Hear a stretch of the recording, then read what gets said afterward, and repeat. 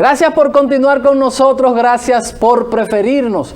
Ya estamos en el Café de Diario 55. En el día de hoy estaremos hablando de educación porque nos visita el director regional de Educación, José Manuel Fernández. Con él conversaremos de todo lo referente a el tema educación en la República Dominicana y especialmente en esta parte del país. José Manuel, buenos días, bienvenido al Café de Diario 55, esta que es su casa. Muy buenos días, gracias por acogernos de nuevo, por acoger la educación del país, representada en mi persona y en nuestro directorio de distrito, y en cada rincón del país donde haya un profesor, un director de centro, de este gran equipo nacional que trabaja día a día por lo mejor de la nación, que es la educación. Yo quiero pedirle un minuto para hacer pasar a unas hermosísimas jóvenes que están aquí con unos presentes para nosotros y que están aquí en el estudio.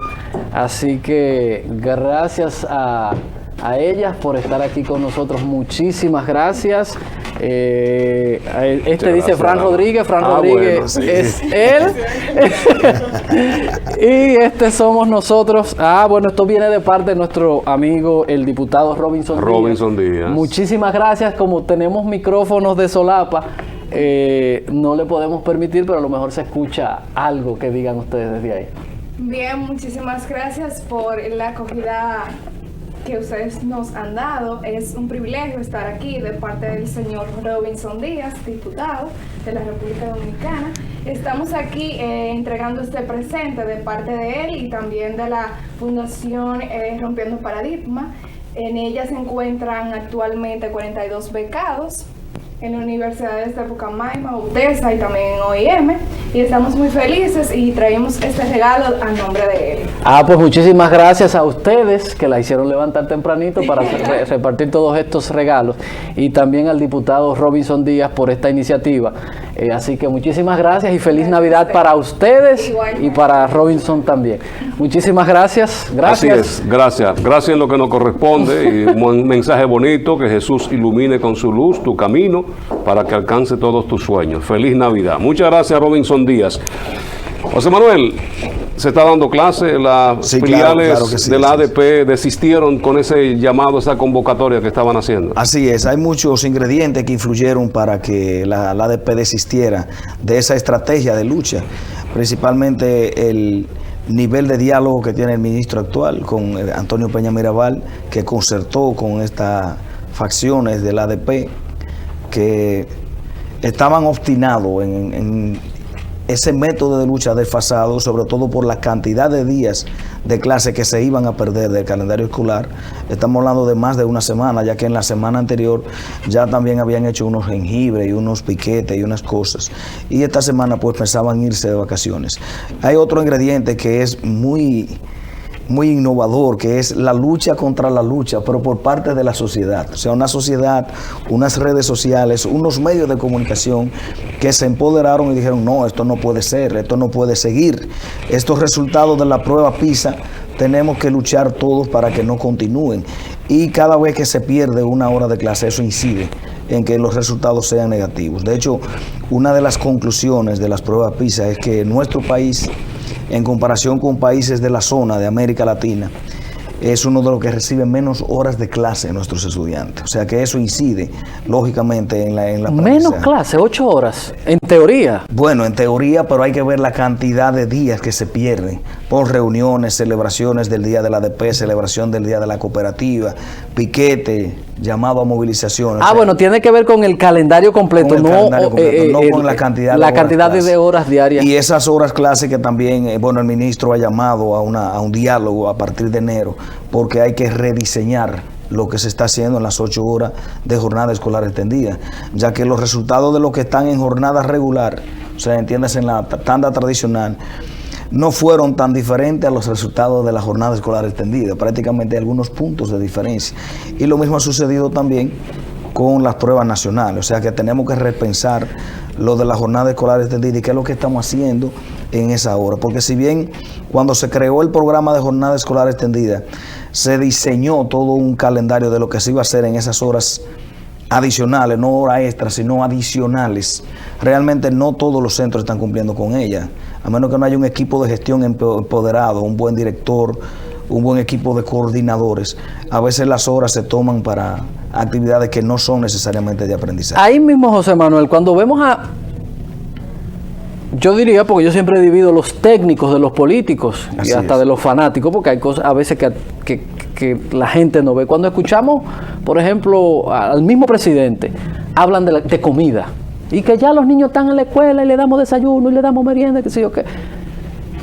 Ese foco, ese enfoque que se le da de que los niños están ahí, que ya no tienen que estar, es simplemente, es el objetivo, que estén ahí, que no estén en la calle y que tengan comida. Ese no debe ser el objetivo, porque entonces educación sería un plan social cualquiera y no un plan educativo, un albergue, un sistema educativo. El almuerzo y todos los demás ingredientes son simplemente, su objetivo fundamental es mejorar los procesos de aprendizaje. En lo que tiene que ver con la nutrición de los estudiantes, porque mal comido no piensa, dicen por ahí. Y en lo que tiene que ver con el tiempo, que van a estar ahí también, claro. Es un plan social, en términos concretos, claro que lo es, porque ya los padres, la madre y el padre no tienen que preocuparse de quién le va a cuidar al niño después del mediodía, que era el mayor problema. Y además, no tienen que preocuparse, por ejemplo, de darle las monedas para que compren en una cafetería. De hecho, la mayoría de centros, casi todos los de jornada escolar extendida ya no tienen cafetería. Es uno de los principios que se establece, que el centro cierra su cafetería porque tienen que dejar de vender comidas chatarras. Y entonces los alimentos que son trabajados por un grupo de nutriólogos son procesados sin aditivos, o sea, sin sazones de los tradicionales que conocemos.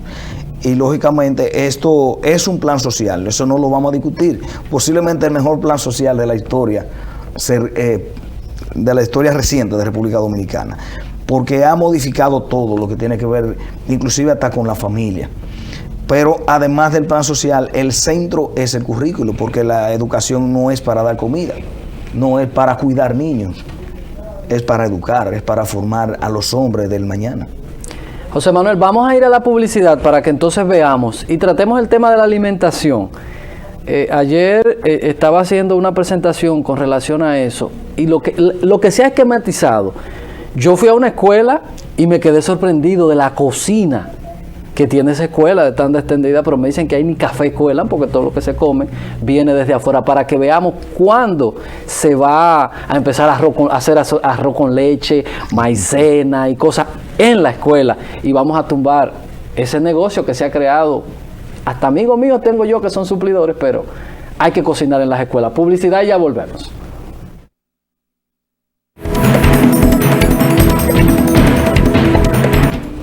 José Manuel Fernández está con nosotros en el café de Diario 55, es el director de la Regional de Educación 08, con asiento en Santiago de los Caballeros, y a él le brindamos el Café Santo Domingo, que ya es la tradición en este espacio. Café Santo Domingo, sabor que empieza en el aroma, y nosotros hacemos pasar a Xiomar automáticamente cuando ella llega de la cocina con ese café, porque todo el estudio se llena del más rico aroma que produce el Café Santo Domingo. Una pregunta en la mesa sobre la cocina, y a esto yo quería agregarle, José Manuel, el resultado de las pruebas más recientes que se realizaron, las conocidas como PISA, donde esto creó un debate interesante, donde en la discusión se planteaba responsabilidades, no solamente al Ministerio de Educación.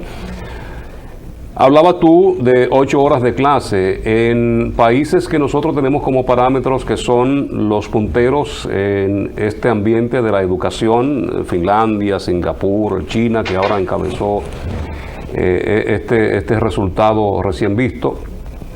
Dan 4 y 5 horas de clase nada más, y lo otro ya pues los estudiantes ahí demuestran y desarrollan sus habilidades, sus capacidades. Se habla de la preparación de los profesores, pero sobre todo la vocación, que debe ser el factor más importante que pueda tener un educador, un maestro. Uno compara la educación a nivel escolar de los tiempos de nuestros padres, que decían que un segundo o tercer curso hoy era un cuarto de bachiller, porque había una identificación de los profesores, incluso si era necesario los profesores invitaban a esos estudiantes a que fueran el fin de semana para reforzarlo, sin ningún interés económico, solo el de capacitar y que esos muchachos salieran bien preparados. Así es, miren, bueno, el tema de las cocinas es un tema muy espinoso que desde que inició el programa de jornada escolar extendida y el programa de alimentación escolar se ha trabajado. De hecho, tal y como usted señala, la mayoría de centros educativos nuevos se le ha dotado de un espacio de cocina y algunos inclusive tienen el mobiliario ahí sin utilizarse.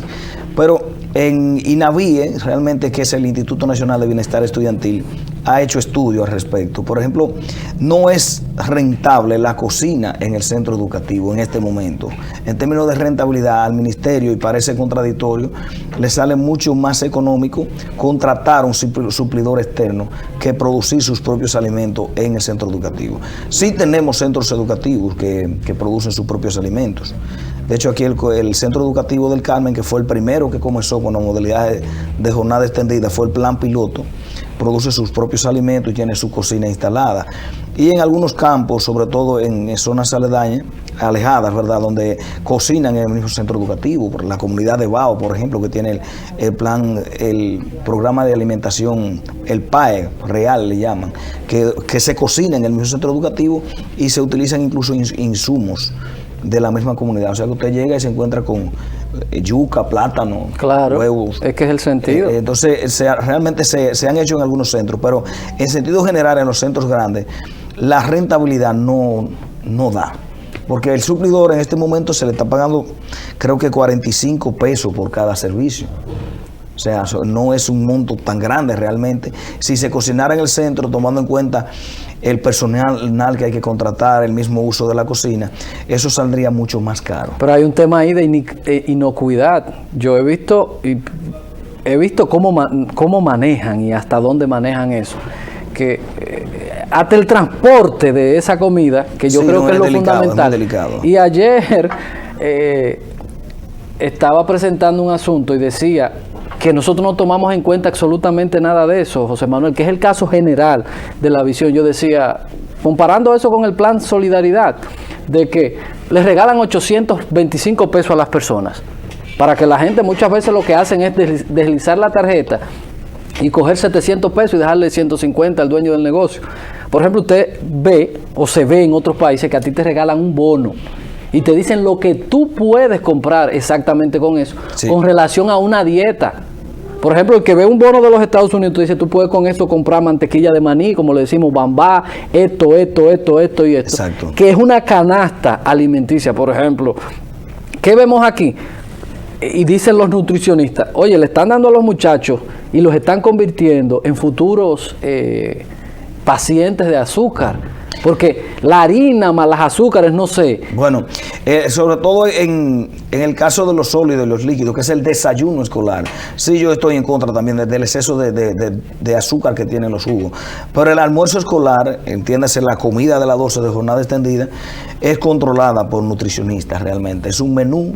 Claro, se han dado situaciones y se van a dar, porque no es fácil cocinar para 1.500, 800, 900 estudiantes todos los días. Algo tiene que suceder. Ahora, lo que ha hecho INAVIE es que tiene un sistema muy controlado de supervisión permanente de los alimentos, tanto al momento de la producción como al momento de la distribución en el centro educativo. De hecho, los directores de centro, que también participan en cursos, en talleres constantemente, son los principales responsables de supervisar y ante cualquier situación denunciar inmediatamente.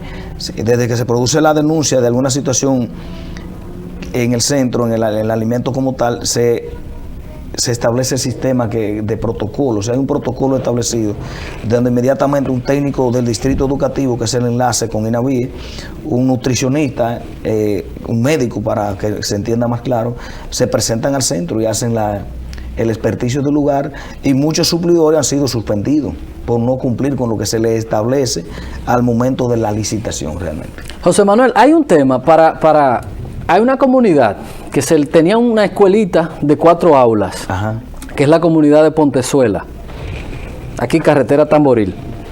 Se le hizo un gran centro de tanda extendida. Y el local, a ellos le quedó un local, o el local, las 4 aulas se mudaron a la escuela que está al frente. Sí, muy bonita la escuela. Exacto, una hermosísima escuela, estuvimos por ahí. Y ellos quieren que el centro anterior de las 4 aulas sean convertido en un centro de atención primaria, es decir, una policlínica o algo así. ¿Cuál es el esquema?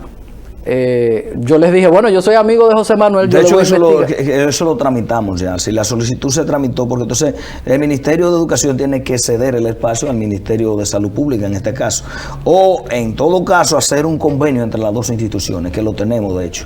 Por ejemplo, en la Escuela Genaro Pérez, el Ministerio de Salud Pública tiene un espacio médico. Ahí hay una pequeña... un centro de atención con una médico y una odontóloga en los espacios de educación. Claro, le dan servicio a los mismos niños de la comunidad, pero se puede establecer un convenio. Ese caso lo tramitamos realmente ya, la solicitud que recibimos del Distrito 09, que es el de Tamboril. José Manuel, la educación es un asunto de todos, no solamente del Estado dominicano en proporcionar este importante aspecto para el desarrollo del pueblo. Es la involucración o el involucramiento más bien de todos los sectores. Hoy día, y siempre ha existido la sociedad de padres, amigos de la escuela y esto.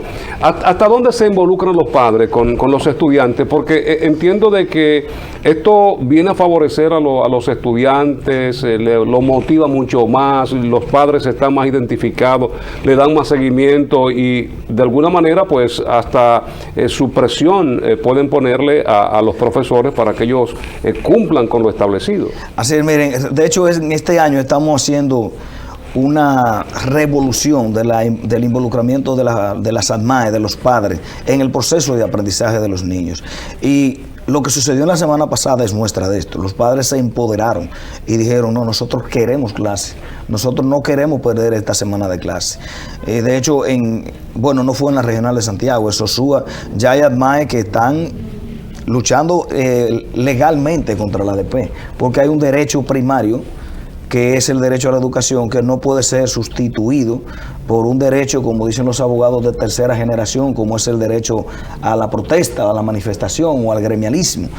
Y eso legalmente es demandable. De hecho, ya hay jurisprudencia, por ejemplo, en Barahona, una ADMAE demandó la seccional de ADP y le ganó, y todo fue a juicio y todo, porque hay una ADMAE que se empoderó. Lo mismo sucede en los centros educativos. El mismo tema del almuerzo escolar, para que se dé como está previsto, tenemos que contar con la participación, con el involucramiento de los padres. De lo contrario no se logra. El tema de la jornada escolar extendida, tan defendido, también es un tema donde tiene que involucrarse la familia, porque hay unas asignaciones, hay unas prácticas que los estudiantes realizan a través de lo que es la educación por competencia, que es con la participación de la familia. Si ustedes ven los textos que estamos utilizando, hay muchas actividades de ellas donde dice, por ejemplo, el mandato dice, con la colaboración de tus padres, realiza este trabajo, esta práctica. O sea, que manda, el currículum manda a que los padres se involucren no solamente en ser supervisores, sino en el proceso de aprendizaje como tal. Fran, el caso, ahorita quedó en el aire el tema de PISA. Sí. Miren, PISA es una prueba de conocimiento internacional. Eso es lo que significan las siglas en inglés. Y por eso, el compararnos con países que tienen más de 100 años con planes estratégicos de educación desarrollándose, Noruega, Suecia, China, Finlandia, es un poco una valentía por parte de República Dominicana. Lo que muchos países han hecho es que no están participando en prueba PISA, que de hecho es voluntario. Porque recuerden que nuestro país, su primer plan estratégico fue en el 2002, se logró un 30% de lo propuesto en ese plan solamente. Y luego hemos tenido 2 planes más, de planes estratégicos, donde se involucra toda la sociedad. Y tampoco ninguno de los 2 han logrado lo que realmente está establecido en dicho plan. Del 2012 hacia acá, con la aplicación del 4%, es lo que más se parece, y es de verdad una revolución educativa, con todas estas construcciones de aula, con los programas de formación docente, que para mí creo que es uno de los mayores logros de esta revolución educativa. Porque el personal que está entrando a estudiar educación no es cualquiera. Ya no es de que el bachiller que no daba para otra cosa que ahora estudia educación, sino que hay un programa selectivo. Y lógicamente eso es indiscutible. La formación de los maestros, la vocación de los maestros, incide de manera preponderante en los aprendizajes de los estudiantes. Entonces, yo he abogado en algunos conversatorios que hemos tenido para que la prueba, la de concurso, el famoso concurso, que de hecho ahora se ha anunciado otro para enero, mida más actitudes que conocimiento, mida más vocación que conocimiento.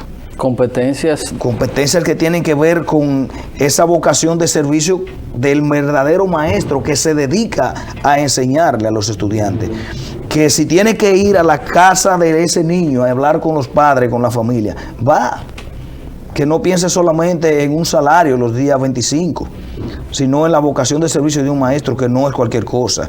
El ser maestro es casi un sacerdocio, sí. Casi un sacerdocio, porque es usted dedicarse a atender 45 niños, 35 niños todos los días y tratar de hacer todos los esfuerzos, diseñar las estrategias, leer los libros que haya que leer para que ellos aprendan. Entonces, no podemos seguir con una generación de maestros que no leen, de maestros que no estudian, porque el resultado de lo que estamos viendo en nuestros estudiantes es también esa herencia.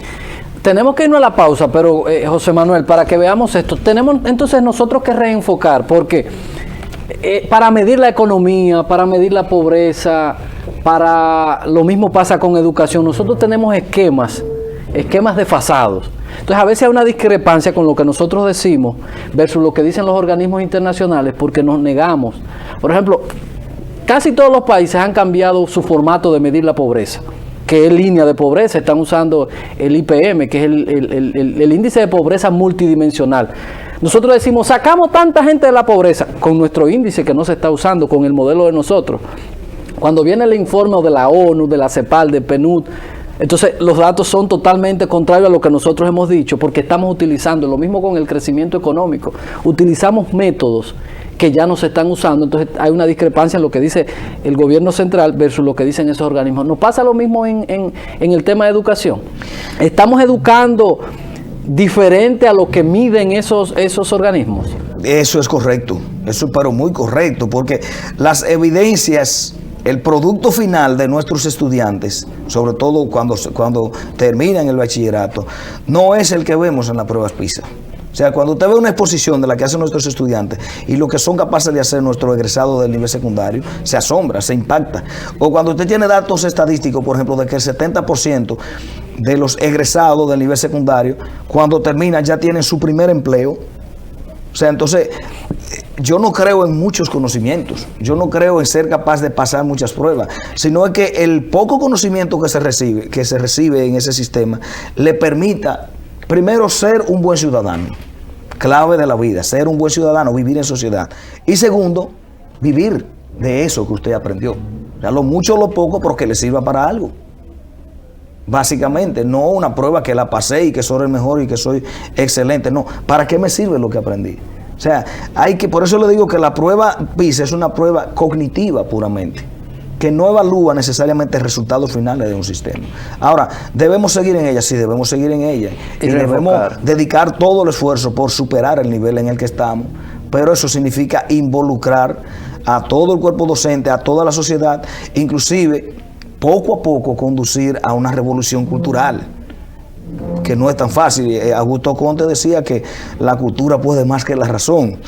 Y un solo patrón cultural puede tardar siglos en cambiarse, pero aquí tenemos un patrón cultural de la no lectura, de la chabacanería, del escuchar cualquier cosa, que indiscutiblemente incide en nuestros profesores y luego en nuestros estudiantes. Sí, pero cuando tú llegas a tu casa y ves a tu papá y tu mamá viendo novelas, los muchachitos nacen también en ese ambiente y lo que hacen es ver novelas.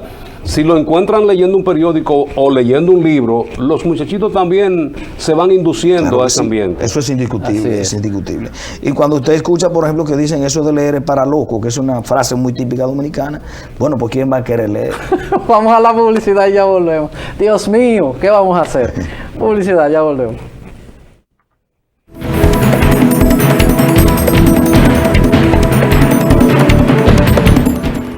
José Manuel Fernández está con nosotros, es el director de la Regional 08 Santiago de Educación, y con nosotros hablando sobre temas importantes que tienen que ver con este aspecto fundamental en el desarrollo de los pueblos, como es la educación. Vamos a hablar un poquito de deportes ahora, José Manuel, sí, porque recientemente se estuvieron celebrando los Juegos Escolares a nivel nacional, donde Monteplata fue el escenario principal, pero la buena noticia es que Santiago tendrá estos Juegos en el 2021. Así es, y yo quiero aprovechar para dar un saludo especial a dos héroes de esos anónimos que hay en todas las provincias, que es mi amigo Atlas Osiris Sosa, que usted lo conoce muy bien, y Teodoro Pérez, nuestro técnico Osiris del INEF y Teodoro de la Regional, por el trabajo arduo. Esa persona junto a sus 10 técnicos de educación física de la provincia de Santiago, tenían 9 días en Monteplata, dejaron su familia y se fueron con todos los niños de la zona noroeste, entiéndase las provincias que abarcan desde aquí hasta Montecristi y Puerto Plata, porque esos juegos fueron nacionales y nosotros tuvimos una excelente representación, obtuvimos el 3er lugar solamente, pero es un éxito, y ganamos en pelota. ¿Como región, como Santiago? No, como región, pero la mayoría de deportistas eran de Santiago. Ganamos en béisbol, eso me dicen que el último día, que fue el viernes, Monteplata prácticamente cerró todos sus negocios para irse a ver el juego, porque era contra Monteplata. La final. Y le ganamos, invicto, Santiago ganó en béisbol. Entonces un saludo especial y un reconocimiento al trabajo hecho por el equipo de educación física, tanto desde los centros educativos como desde los distritos. Y así es, el ministro ha declarado a Santiago como sede de los Juegos Deportivos Escolares 2021. Después del año 86 será el siguiente evento deportivo más importante de la provincia de Santiago. O sea que desde el año 86 no se hacía un evento de esta magnitud. Esto significa una gran inversión para la provincia de Santiago. No 86 te refieres a los Juegos Centroamericanos del Caribe. Centroamericanos del Caribe. Hay que remozar la Barranquita completa, con todas sus canchas, con la pista de atletismo. Hay que remozar canchas en los centros educativos, hay que remozar los play en diferentes municipios, porque el país entero estará compitiendo aquí en el 2021. O sea, ¿hay espacio, José Manuel, para en algún momento, no sé, porque yo no sé si es que yo tengo una fijación con eso, porque vengo de aquella Secretaría Así es. de Educación, Bellas Artes y Culto, de un momento ver a deporte, a educación y a cultura, siendo como, no sé, un mismo cuerpo que tiene que ver con la integridad, con esa formación integral? Es decir, tú vas a los Estados Unidos y ves el vínculo que hay con el deporte, claro que sí, y la educación. Es decir, todos esos muchachos que tú lo ves en Grandes Ligas o lo ves en la NBA, están vinculados a universidades, al college, a cualquier cosa de esa. Entonces aquí, un reguero de cenicienta. Por ejemplo, la educación tiene mucho dinero, pero tenemos el deporte, que es una cenicienta, y tenemos a la cultura, que es fundamental para la formación integral de un individuo. Así es, bueno. De hecho, cuando se creó el Instituto Nacional de Educación Física, ese era uno de los objetivos, que hubiese una verdadera academia desde los centros educativos en términos de deporte. Nosotros tenemos el plan de crear el primer bachillerato deportivo en Santiago. Vamos a ver si en agosto podemos iniciarlo. Lógicamente vamos a tomar como referencia la zona de Villa González y Navarrete, donde hemos visto que de nuestra provincia están saliendo muy buenos atletas. Y por la ubicación geográfica y el estudio que se ha hecho es que la mayoría de jóvenes de esa zona les gusta o sueñan con ser deportistas como forma de vida. Entonces vamos a tomar esa zona posiblemente para crear el primer técnico en deporte, así como tenemos un técnico en arte en Pastor Abajo, porque Santiago no tiene el primero todavía. El tema de cultura, ciertamente hay un vínculo. De hecho, existe un Ministerio de Cultura, pero entonces el Ministerio de Educación tiene una Dirección Nacional de Cultura también, interna, sí, que creo que había un vínculo más directo cuando no existía el Ministerio de Cultura, sino que pertenecía a Educación. Ahora como que es más actividades cogestionadas, o sea, cultura realiza actividades y educación de una forma u otra participa en ellas, o nosotros realizamos actividades culturales desde los centros educativos, desde los distritos, e invitamos o utilizamos los espacios de cultura. Pero creo que hace falta crear esa escuela de cultura a la que usted se refiere, porque bueno, ahorita tratábamos el tema de la cultura. La revolución educativa debe incluir una formación no solamente en el centro educativo, sino una formación social. O sea, esto significa que hasta nuestros artistas tienen que ser educados. Claro, no Porque todo. no podemos seguir llevando los mensajes que llevamos a nuestra población. Hay un tema en todo esto, José Manuel, y ya lo enfocaba de alguna manera Edison. En las escuelas no se están formando los atletas. Esas selecciones que se hacen es porque están en escuelas independientes, fuera de ellas. Tenemos un monitor, un profesor de educación física que tiene, podemos decir, conocimientos generales sobre las actividades, pero no específicamente sobre un deporte, como lo existe en otros países, que desde ahí también, desde las escuelas, con esta tanda extendida y otras cosas que debieran aprovecharse para formar y educar a esos muchachos también en esas disciplinas. Bueno, nosotros lo que hemos hecho en este caso es establecer vínculos con los grupos deportivos de la zona para las prácticas. Por ejemplo, es muy difícil un centro educativo que tenga un play de softball o de fútbol, una cancha de fútbol o de béisbol, por el espacio que eso significa. Entonces, utilizamos los espacios cercanos. Pero sí, hay muchos atletas que salen de las prácticas que se hacen en los centros educativos. Nosotros tenemos profesores de educación física con especialidades en formación. Y claro está, lo que sucede es que en el deporte, al igual que en el arte, el tiempo de enseñanza no es suficiente. Hay un tiempo de práctica que el estudiante tiene que realizar. O sea, usted no puede tener un pelotero que no tenga bate, por ejemplo. Pero más que todo debe haber lo que se llama en gestión humana, la promesa de valor. Que alguien que quiera ser deportista o que quiera ser artista entienda que en este país puede vivir siendo un atleta. Exactamente, eso es así. Que no tengan ni que meterlo en un cuerpo castrense para que le den una miseria, porque cada vez que nos ganamos una medalla o algo en un evento internacional y vemos dónde viven los atletas, eso da pena. Debe haber una promesa de decirle, José Manuel quiere ser atleta, hay un Estado que reconoce, que protege a ese individuo. Pero sin que abandone sus estudios. No, pero por eso hablo de la par. El ejemplo de Estados Unidos, usted va estudiando y va desarrollándose. Claro.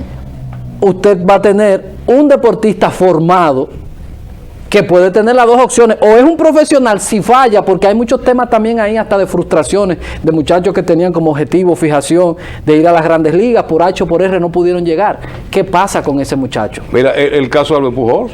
Albert Pujols es multimillonario hoy día, de los contratos más jugosos en grandes ligas, pero cuando lo firmaron a profesionalismo, una de las condiciones en el contrato era que tenía que quien lo firmara pagarle la universidad. Claro. Por si un día no daba como pelotero, él volvía a las aulas. Claro. Exacto. Sí, porque hay una cuestión de talento también ahí que es indiscutible. O sea, es una formación integral, primero que nada, para que no se dé esa frustración de la que usted habla. O sea, usted no puede hablar, por ejemplo, digamos la NBA, cuando tiene mi estatura. Tiene que enseñarle al ser humano que primero debe comprenderse y entenderse a sí mismo. Claro. Algo importante. Aunque pelota de un venezolano como con 5'4", ahí, sí, que, oye, terrible. En béisbol se da más, pero en la NBA y algo fundamental, la identidad, que la estamos perdiendo. Aquí nuestra identidad cultural la estamos perdiendo totalmente. Publicidad, ya volvemos.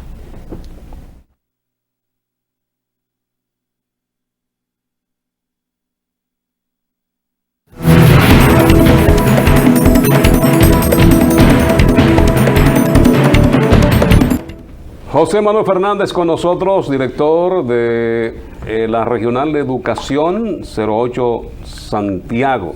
Está con nosotros en el café de Diario 55. Concluyen el viernes 20, tal y como está programado el calendario escolar, 19-20. ¿Y cuándo retornan a las clases? El día 7 de enero, para eso pedimos la colaboración de los padres, de las madres. Yo creo que a los docentes no hay que pedirle esta colaboración porque tradicionalmente el 100% de los maestros ha estado ahí el primer día. Eso de que se quedaban en casa, en el caso de personal ya no se da, pero los niños tienen que volver. Así que a los padres y a las madres le pedimos que no traten de extender el periodo de vacaciones. Esa pena contra los niños pequeñitos en este tiempo de que se tienen que levantar temprano, yo creo que ese es su trabajo en este momento. Y no está muy cerca ahí Reyes y de una vez entrar. Sí, pero el Día de Reyes cae el lunes, o sea que van a tener un fin de semana largo. Okay. Ya el martes 7, entonces estaríamos retornando a las aulas. Pedimos que los padres lleven a sus niños y que se integren desde el primer día a clase.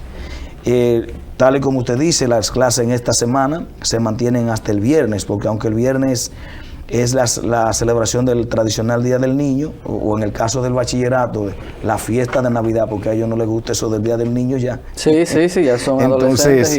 Entonces, esa actividad es curricular también, es una actividad educativa donde se va a compartir, por lo tanto en ese día también hay Eso es una clase, no es solamente una fiesta. Ya entonces el lunes sí estaremos entrando al periodo de vacaciones, que está establecido en el estatuto del docente, 10 días de vacaciones en Navidad para nuestros profesores, que yo creo que de verdad se lo merecen y lo necesitan, ese pequeño descanso. Antes de irnos, José Manuel, y volver como un poco atrás, la cantidad de horas, clases, estudiantes, y decía Fran, en países que salieron muy bien en esta prueba, han ido reduciendo las horas clase y nosotros la aumentamos. Se ha tomado en cuenta, porque yo siempre digo que cuando abren una escuela, más que salir estudiantes de ahí, parecen presos que se están fugando de una cárcel. ¿Se ha tomado en cuenta esto, el nivel tal vez del exceso, de que un profesor que se estimaba debía dar 40, 50 minutos, a la tanda extendida no estar como bien ajustada, a veces se tienen que extender? ¿No hay un exceso de trabajo para profesores? Sí, mire, yo quiero combinar, a responder esa pregunta, lo que le decía de la cultura nuestra como tal, al compararnos con países como Finlandia. Finlandia, por ejemplo, el niño entra, que a propósito Finlandia cayó ahora a un cuarto nivel, pero Finlandia el niño entra a la escuela a los 7 años, sin embargo cuando entra a la escuela ya sabe leer, porque los padres, por una cuestión cultural y de religión allá, enseña a sus niños a leer a los 5 años, porque ellos dicen que el niño tiene que conocer sus creencias, su cultura religiosa en el hogar, que nadie se le enseñe, sino que ellos tienen el deber de enseñarse. Entonces ya va con una cultura de lectura al centro educativo que viene de la familia. Un niño finlandés cuando sale de la escuela normalmente se lleva un libro en la mano, se va para su casa a leer. O sea que si tiene unas horas extras, como hacen los ciudadanos de esos países, que usted lo ve en el metro, en el autobús, en la playa, y siempre tienen un libro a mano. Entonces, por eso es tan difícil comparar culturas. Comparar el niño dominicano, que si lo soltamos a las 12, no es verdad que se va a ir a estudiar para su casa, no va a ir a leer como están ellos acostumbrados. Lo que yo creo que hay que reenfocar el sistema, la metodología. O sea, ese maestro tradicional de tratar de enseñar con un enfoque tradicionalista, repetitivo y aburrido, como usted dice, de un niño que está loco porque suena el timbre para salir corriendo. Oiga, cualquiera lo tumban cuando ellos van corriendo. Libertad, entonces, libertad. Hay que reenfocar ese diseño, tenemos que crear círculos de lectura, tenemos que buscar la forma de que ellos vean películas relacionadas con los libros, pero que la educación sea divertida. Yo creo en un método de enseñanza. Yo siempre digo, de hecho, a los estudiantes cuando terminamos una asignatura en la universidad, les digo, si aquí además de aprender se gozó, esto valió la pena. Si nos divertimos. Si no, la educación no tiene sentido. Imagínense si es en el nivel superior, ¿qué será en el nivel primario y secundario? Entonces, es redireccionar el enfoque para que sea más divertido, más lúdico, que es la palabra didáctica. Son tantos temas, José Manuel, que se quedan a veces pendientes. Y al igual que en el deporte, es enseñarle a la gente que la educación es la vía para las personas progresar. Y que no es en una banca, ni de pelota, ni jugando números, ni sacando esto, ni fijándose de que a mí, para yo poder cambiar mis condiciones de vida. Es que ustedes saben mucho de educación los dos, entonces eso ayuda a que los temas se diversifiquen y se amplíen. Ustedes deberían ir los dos a concurso en enero. Oye, gracias a José Manuel Hernández, que es el director regional de educación, por haber estado con nosotros compartiendo estos temas importantísimos para nosotros como país, que es en lo que tenemos que pensar, primero como dominicanos y después el resto viene por añadidura. Muchísimas gracias a él y muchísimas gracias a ustedes en nombre de Fran Rodríguez y este espectacular equipo que trabaja detrás de cámara para que ustedes reciban el mejor de los programas que se realizan en República Dominicana. Diario 55 y su café. Mañana a las 7 es la cita nueva vez. Bye bye. Feliz resto del día.